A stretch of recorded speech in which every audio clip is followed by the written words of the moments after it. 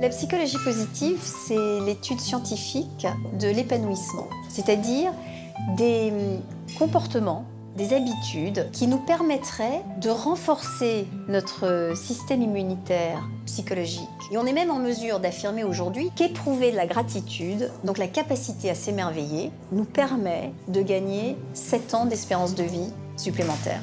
Et aujourd'hui, c'est un message qui se partage dans les entreprises. Il y a un chercheur qui s'appelle Michael Losada qui a travaillé sur l'importance de la reconnaissance et qui a déterminé que pour qu'une équipe professionnelle fonctionne ensemble, il fallait qu'il y ait toujours 3 commentaires positifs pour une critique. On a même observé que là où l'entreprise explose ses objectifs, c'est quand on est à 6 pour 1.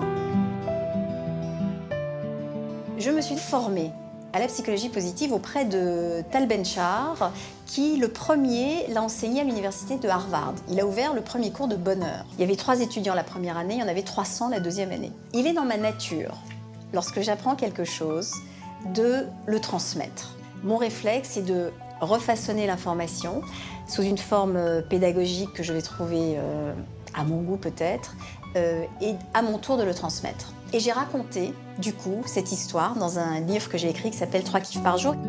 Le premier dîner de kiff est né à la maison, comité extrêmement restreint. Et puis, notre cercle s'est un peu élargi.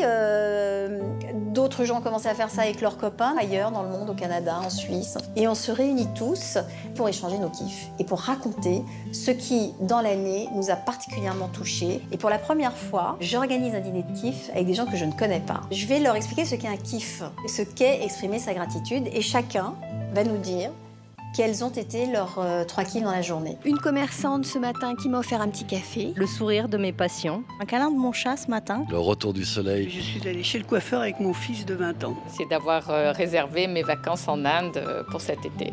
Quand on a des vacances programmées, le cerveau sécrète 27% de sérotonine en plus. La sérotonine, c'est ce qui fait qu'on se sent bien.